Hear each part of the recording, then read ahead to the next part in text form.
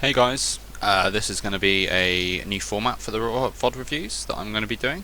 Welcome back if you see my other VOD reviews. Instead of doing them in big chunks, I'm going to start doing them in little bits throughout the day. I found thinking about trying this for a while, see how I do, see if I can pump out more.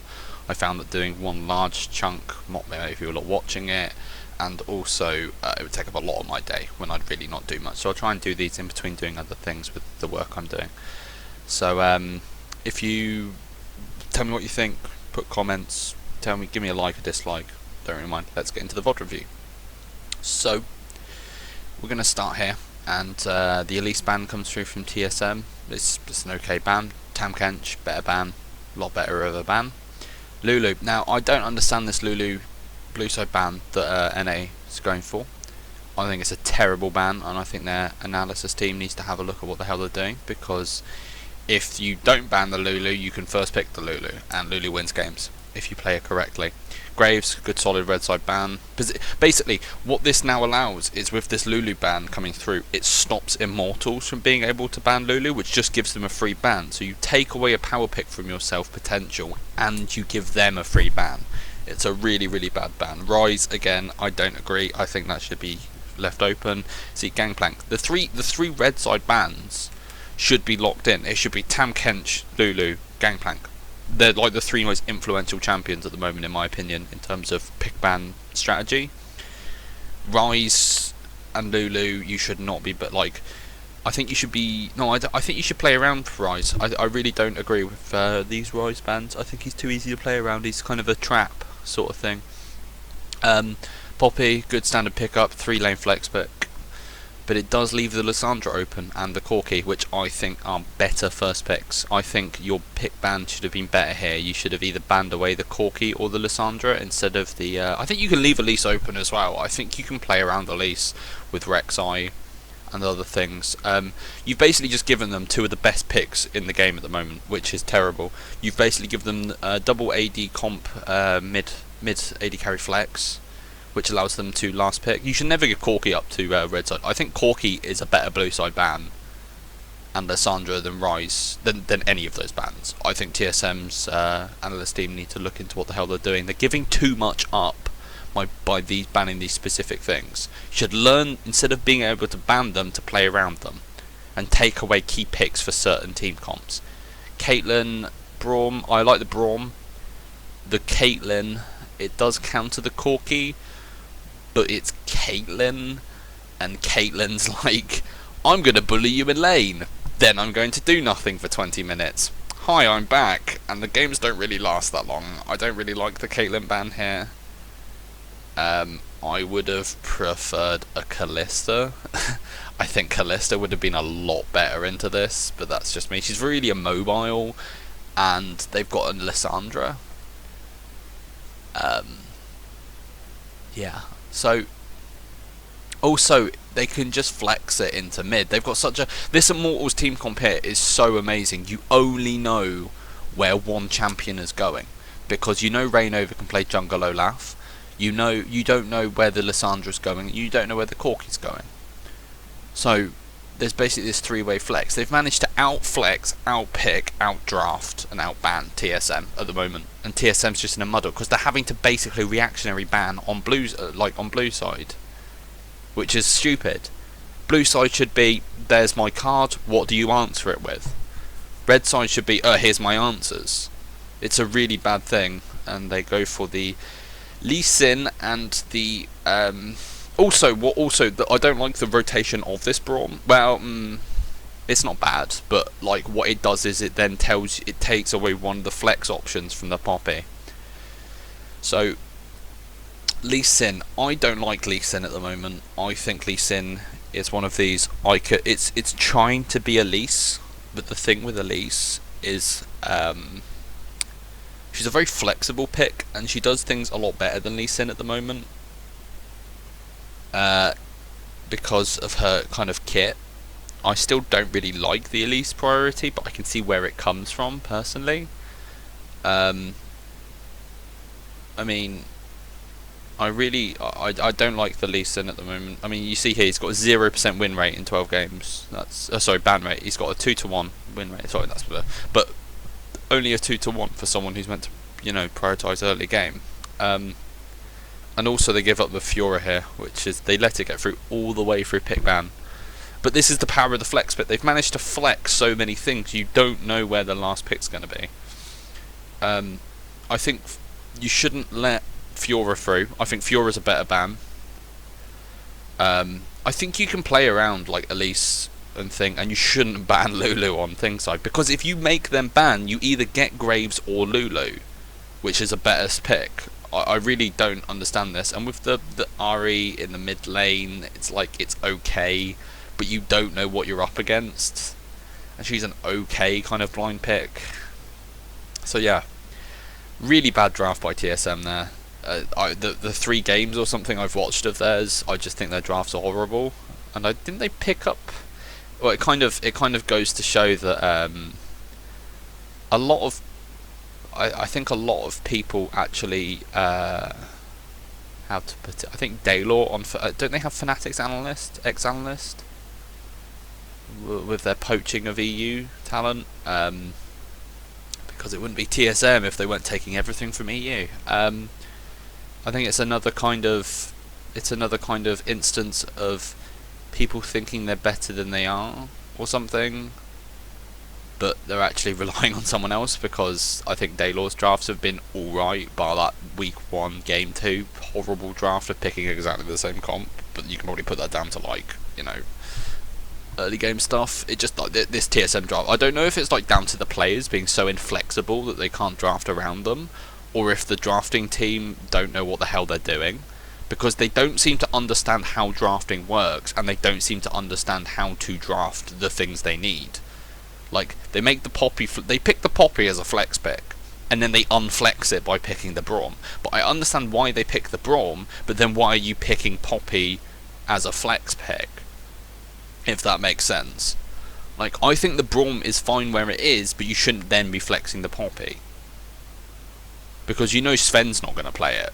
So you basically then, like, completely and utterly, like, you've basically gone, haha, here's my trap card, and then what is it, and then just turned it upside down and gone, oh, there it is, it's not ready yet, but oh god, you know, you kind of, but why I think Immortal's draft was so much better, because you go into second rotation with the last pick, and TSM are sat there going, well, we have to pick safe picks, because we just don't know.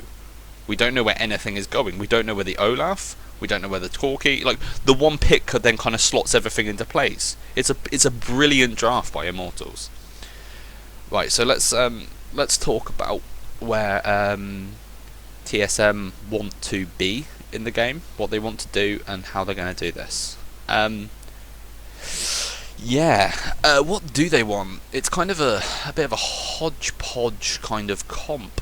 They've got good engage and good kind of front line with the Braum and the Poppy, with good zone control and things.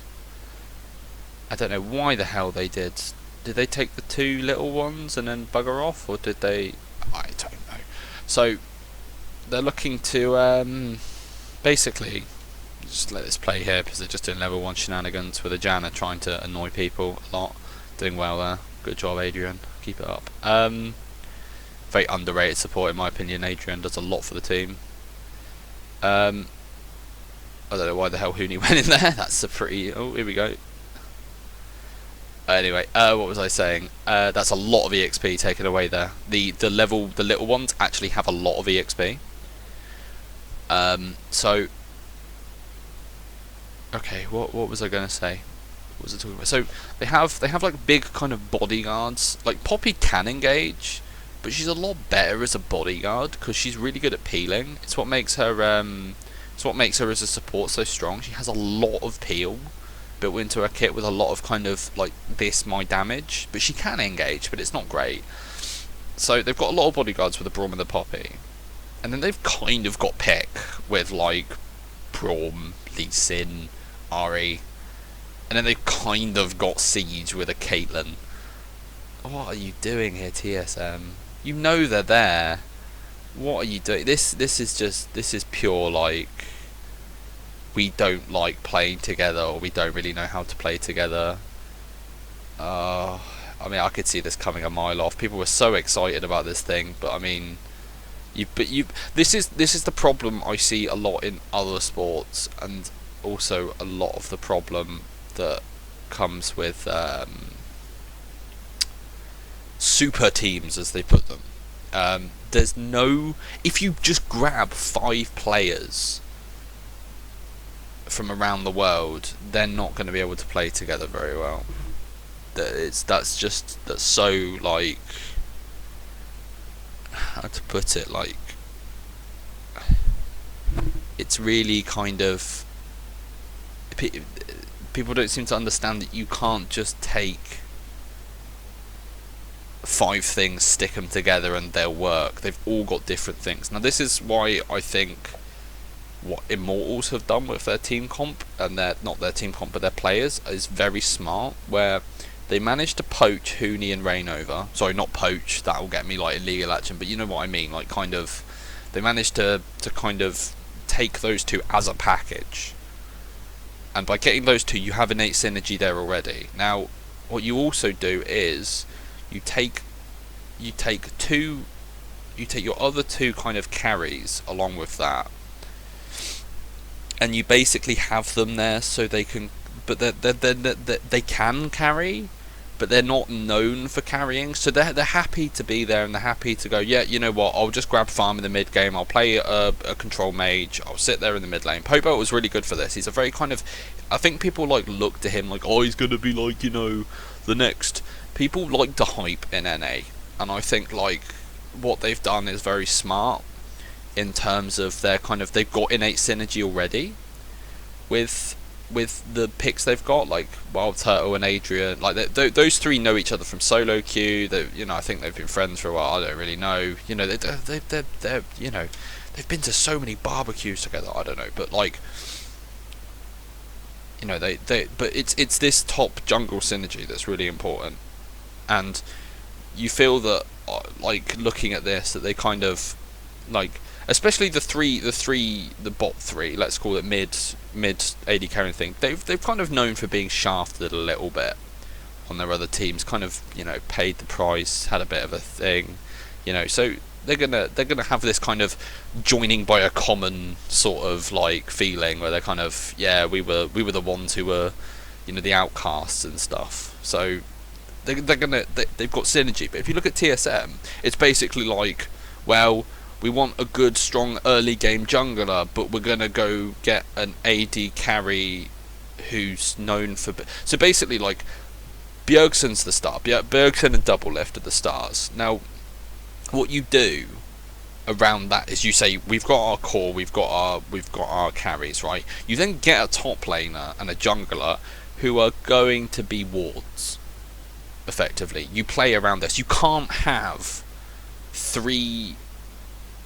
You can't have like this on a team. And what also, like, the reason they bring Yellowstar into the team as well is to be that kind of edge, that kind of voice in the darkness, that kind of Gandalf figure who kind of, you know, keep everyone kind of on track and on point.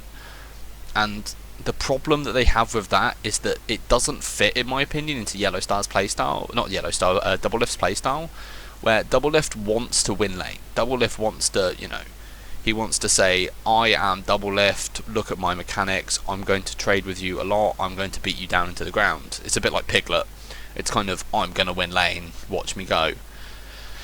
So, I think Bjergsen's a great player. I think he's a tiny bit overrated by NA, but he is actually a very good quality player. If you look at what he does and when he does things, he's very good. But I think a lot of the time people want him to win 1v1, so they'll make up these scenarios where he did win 1v1. It's like, but he had 6 CS lead. Yeah, he played Ziggs into like Cassiopeia, and Cassiopeia roamed and got things done on the map. But I mean, they basically, like, what you need to think is like, so they had Bjergsen and they went, we'll get an aggressive jungler. Oh no, we'll like, and then this like superstar AD carry comes about, and they're like, oh okay, so we'll get that superstar AD carry and that'll fit, and we'll have great AD carry and mid laner. Oh, but we've got this like superstar wannabe aggressive jungler, and it's like, oh okay, well, you know, well, we'll get Yellow Star in. Oh, we need an NA import for top lane. So you've basically, what you've done is you've taken, you've kind of left this position open on the team, where you've kind of had to fill it with the weakest role, because NA's just not strong in top lane. They just have really bad top laners, like historically and in general. I mean, you like, name me one. If anyone says Dyrus, I'm gonna laugh, because he's just not a good top laner. He's very average, and he just did one thing, and people found it out, and he got crushed. And that's just not my opinion. That is a statement of fact. So they basically, like, what they should have done was they should have gone, okay, double lift Adrian, and then just gone and imported a superstar Korean or EU top laner. Like really, the people who are known for doing good top lane. Like, what's the problem with throwing a load of money? If you want like a supporty tank top laner, why are you not throwing a lot of money at EU and getting someone like, I don't know, Oda Womne, who can play tanks, who can play a rumble, who can play, you know, your gangplank can be a threat, but also can, you know, sit there and play something else. Or get Gamsu, like Fnatic did. I think Gamsu's going to be actually quite good this season, because he's basically, he can play the carries and be a threat on things like Olaf and Rumble and things like this, and Hecarim. While if Hecarim comes back into the meta, but he can also play, you know, your big beefy front line. He can also play things. So I think like the kind of the off season, people kind of, yeah, they got this like superstar and they got this superstar and they got this one, but there's no guarantee that they're going to gel.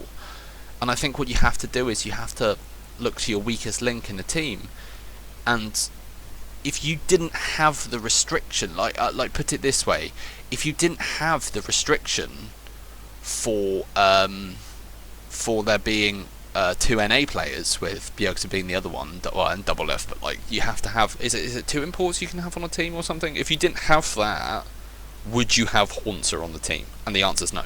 Haunter is such an average player. Well, I don't know about him on Gravity, but definitely him on TSM. He's been the weak link. He's been shafted every game. He has been He's been, you know, Flash, red buff. It's a worrying trend. But yeah, that's enough talking about kind of things. Those sort of things. Let's talk about the game. So let's see, like TSM, they want to they don't really have a great team comp. It's half of one, you know, it's half of something, a quarter of another thing, a bit of something else, and just a pinch of something else. What I always stress when I watch this is think about how they're going to win the game. How is TSM going to win the game?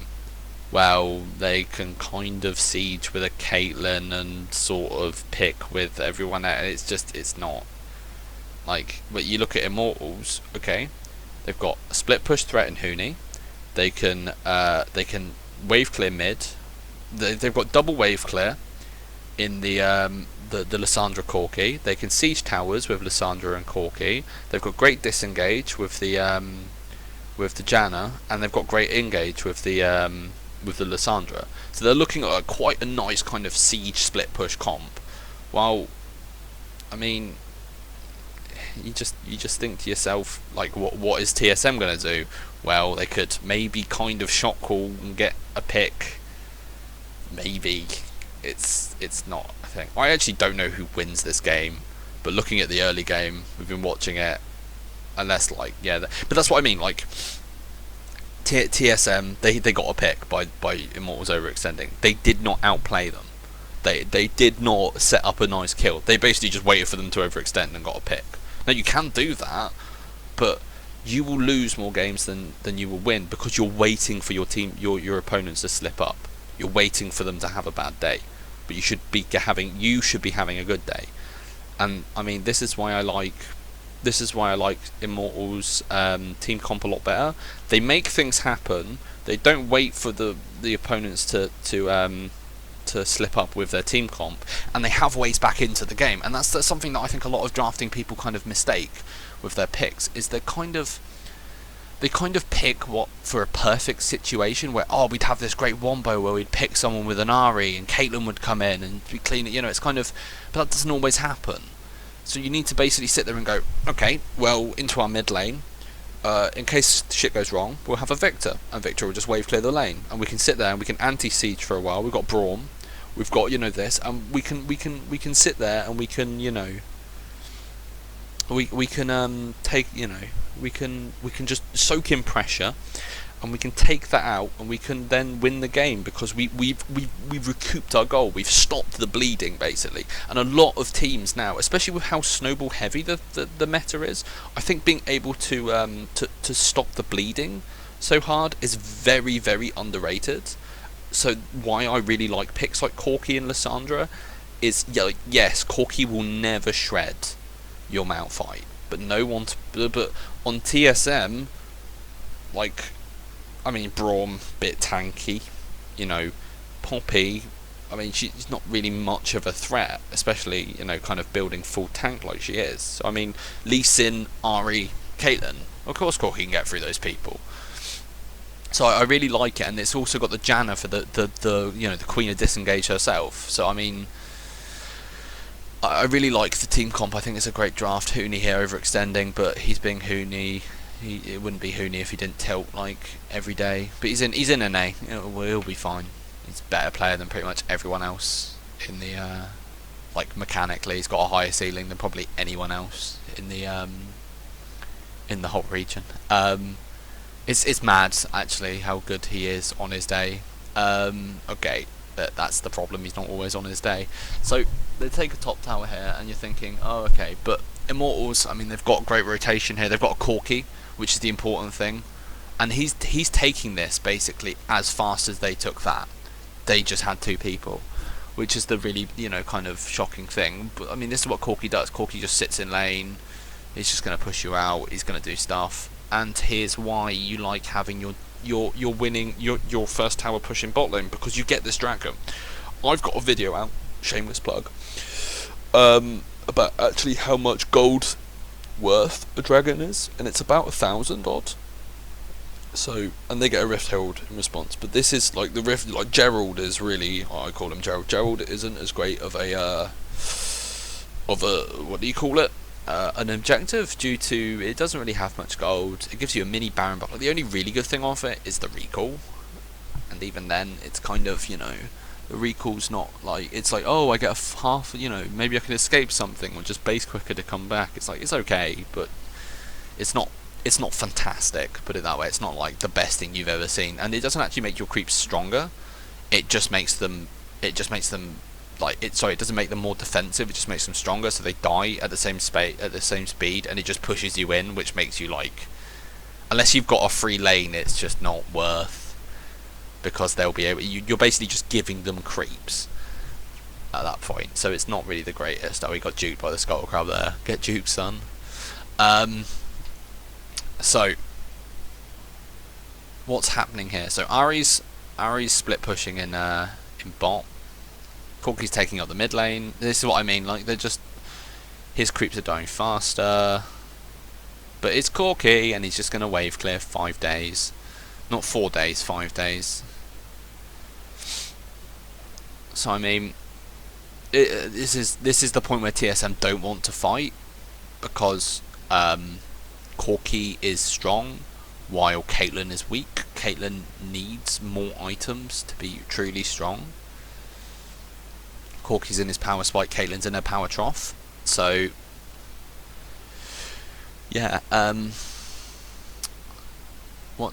mean, basically it's a 3-1-1 at the moment, and you have to ask yourself, like, who do you want fighting who?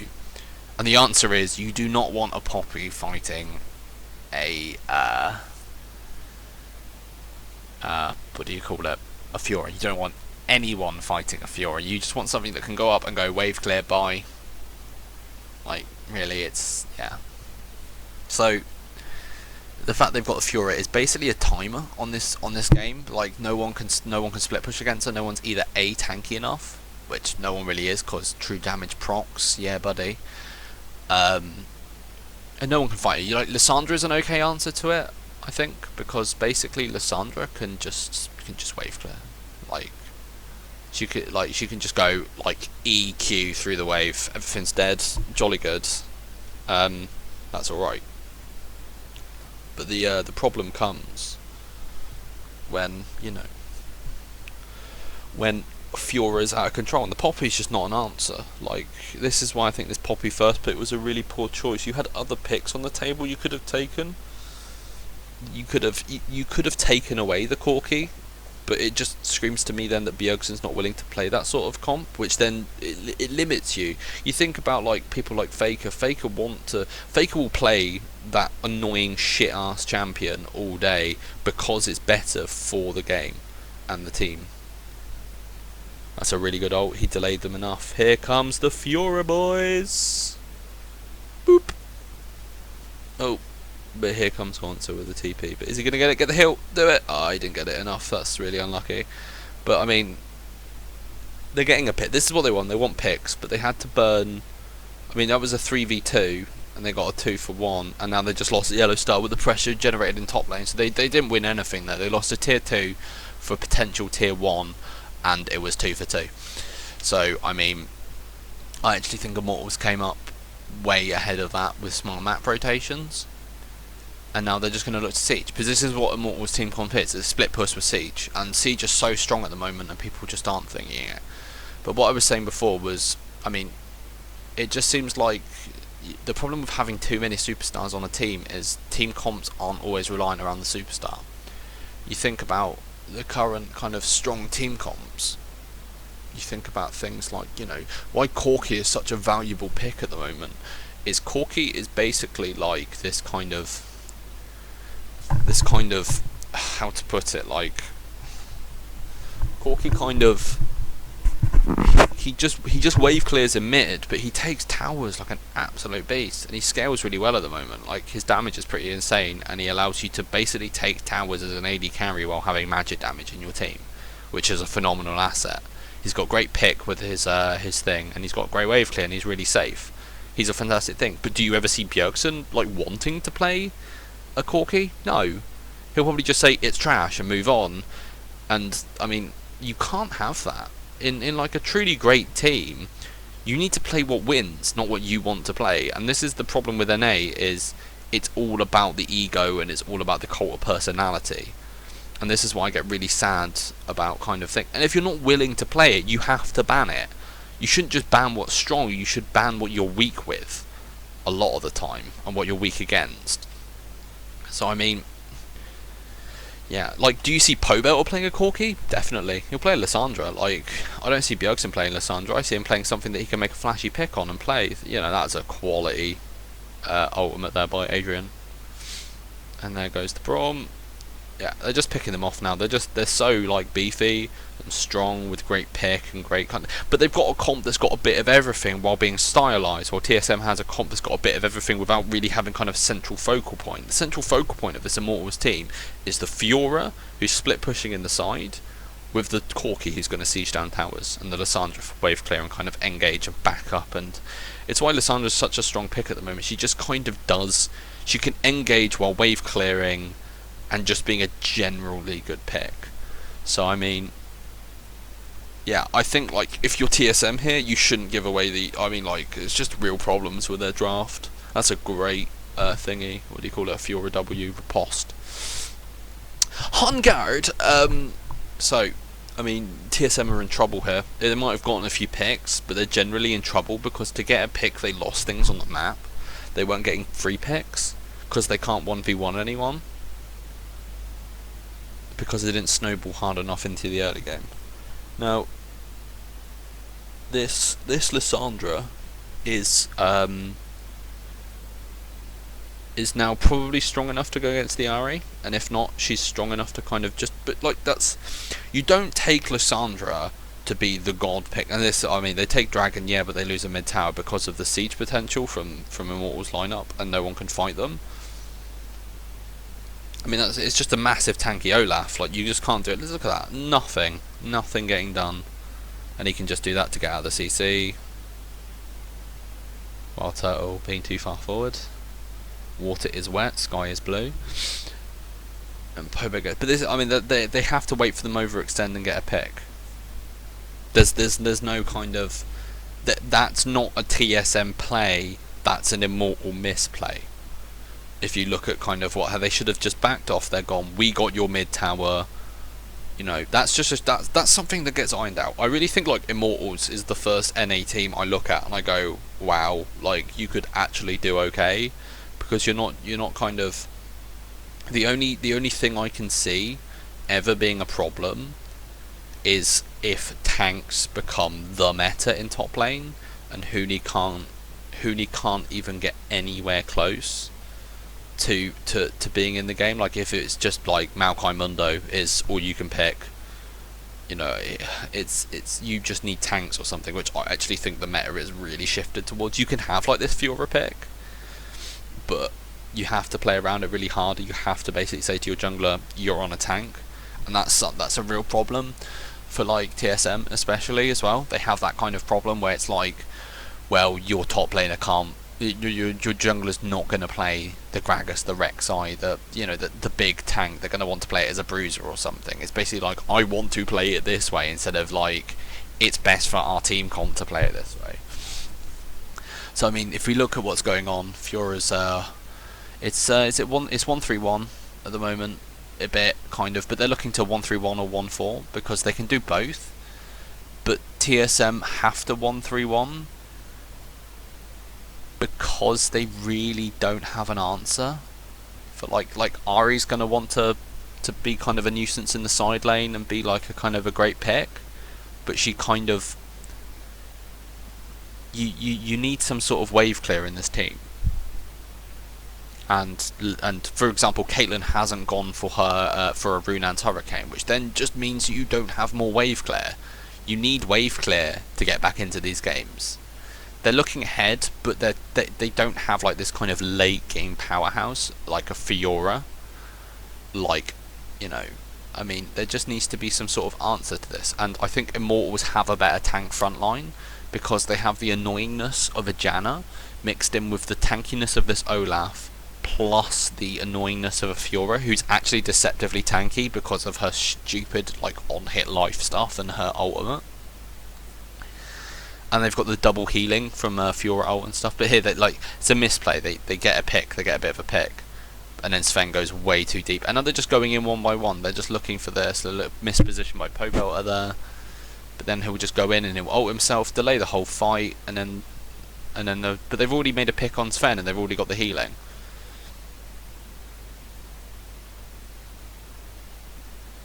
I still think TSM's going to lose this game. I actually don't know who wins this game, but I would predict TSM loses this game just off of like yes, like, you know, you've managed to get it, but this is more of an Immortals misplay, and they're not going to misplay everything unless they do.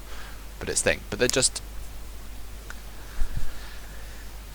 I bet people are going to be like, oh, you just hate TSM. No, like, I really don't, but they make such stupid decisions based off of kind of their drafts and stuff. Their drafts have historically, since last season with Loco Doco and now with whoever their thing is, the drafts are horrible. You're just setting your team up to have to outplay your opponent with a draft like that. See, they get a pick because they've not got proper vision around the thing, and Pobel is out of position. And they get a pick, but I mean, I don't think Pobel should go that deep. That's a misplay though, and this is what I'm talking about. It's a good poppy ult, but it's a misplay from Pobel there twice or three times, and Huni shouldn't be going in there. He should not be frontlining. So it's two, three misplays that allows TSM to get the fight. It's not TSM going, we're just better with our team comp than you, we can play it better, there's our thing. They're having to outplay their opponent 1v1, 2v2. So, but Immortals can just sit back and go, okay, Corky Lissandra, let's go. You know, try and take our towers now. And get back into the game with their Fiora split push. Because it's getting to the point now where no one can deal with Fiora 1v1. You know, she'll just go on guard and batter someone. So how long's left of this game? Not that long. So, I mean, it's really good zone here by but I like the Caitlyn traps to zone. But the problem is then it's not like it's not the threat of a zone almost. It's almost like this kind of, oh, I'll hit you once with something. Like, you need other people to make it a true threat, and that's I'd prefer having something with actual zone threat, such as a Misfortune or a Trundle Pillar or something. I think is a better threat. Here we go. But look, they've made pressure on this tower. Oh, here comes the Corki and Lissandra. Boom. Oh, what have they done for the tower? Nothing. And then they just rotate mid. They can just rotate. Okay, so you get some damage, but here comes Fiora. Lol, that cooldown reduction. Wow, that was actually a sick outplay by Haunter. Hooney's just getting too cocky. He should have built some sort of defense. Poppy is a really strong pick for that, but again, it's a misplay by Hooney. It's another misplay by Hooney, and that's kind of the problem. Is he just went too close to a wall. I'm waiting for Immortals to just have a better team fight and just stomp the game. Is kind of what I'm waiting for here, because I just feel like TSM's leads are just coming off of Immortals' mistakes, not TSM just going, oh look at this amazing rotation. It's like, oh, you got outplayed in the top, GG, they get a tower. It's not, it's pretty. Is he going to steal the Baron? What? One axe through the Baron. Get it. Do it. Steal the Baron. Go on. Holy shit, he did it. Oh my god, I'm a prophet. Wow. Yeah, now they'll just clean up the fight because TSM didn't commit and they didn't play as a team. Yellow Star did the right thing there, but none of the rest of the team kind of did anything. Like, they didn't go for like kind of, okay, at this point we're going to do everything. They all panicked. They weren't on the same page. Really, really poor Baron. Right call, poor execution. They should have either done it A earlier, or B, they should have done it better. And Sven being cocky and recalling in a terrible place. I'm probably going to get caught out. Flash, slow, yeah, and dead. That's why I don't like Lee Sin. His power's gone. And they're just going to go, and this is what I mean, like, Corki just shreds towers, they've taken their thing, and now they will run away. And then they will go bot side or for Dragon. I mean, there's no vision, actually kind of denial there by TSM. They just went for the Baron. They didn't have, they knew they were further forward, but they didn't put the vision behind them to be able to deny that. They basically just got a pink ward on top of there. I mean, here, look at Bjergsen and Double Lift. They're not on the same page at taking the Baron. They should be probably A, in the pit, or B, kind of, your carries aren't on the Dragon there, and your jungler can't smite it. I don't know if he got disrupted there or something, but that's just so bad. That's why I think like the Kalista pick would have been better. It allows you to secure those objectives. Like that would have been so done with a Kalista. If you just basically go 2.5k, smite rend, done. You get the Baron, you walk away. Good fight there by Immortals. They did the right thing, and no one was helping the Brawn Peel, which is like the main thing. So Reignover could get into the pit, or no one stopped and focused Reignover. There was no kind of, there just was bad communication. Which is another point I was trying to make, like kind of, you can't just put 5 players together and go on, play, go on. It's going to take time. It's going to take, So who are NA bandwagoning behind? It must be Immortals now. It's like, oh, we finally got a good team, guys. It's like, well, what about TSM? Well, I don't know. I've not supported TSM for 1 week. Right, and then there's the Olaf. That's just yeah. And then oh no, you can't. Can you pop them as Olaf? Don't know. It's pretty interesting if you can. Didn't know. Maybe. I don't even think they pop. That's so interesting, the interaction. So, but this is what I mean. Like, they've got the Caitlyn traps down, but like that's the thing that's stopping them, not the actual wave clear. But then they're losing a Nexus tower because they don't have the wave clear to shove them back. Oh, what is this draft? This is terrible. They've got the REQ, but that's like every 10 seconds or something. It's just not great wave clear.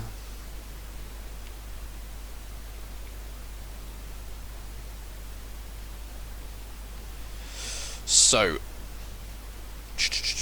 I mean, Immortals are in the ascendancy here. Their team comp's starting to shine. They've got the thing. TSM's just looking to make a pick and hopefully win the game off of that.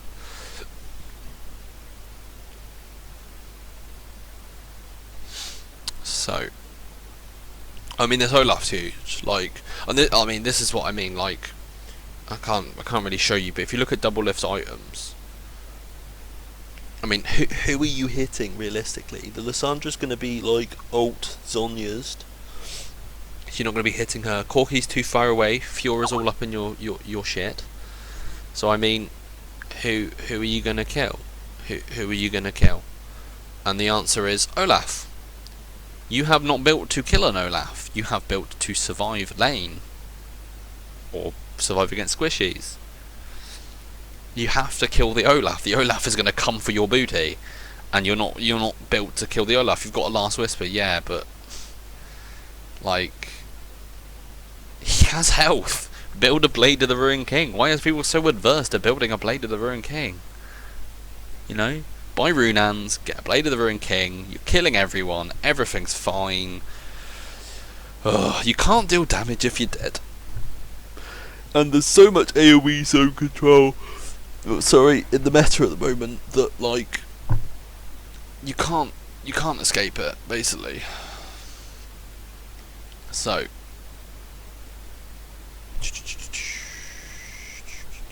I am live, right? Okay, I was a bit scared that I wasn't live. Okay, so what time is it? Oh, it's 12:35. Ugh, God.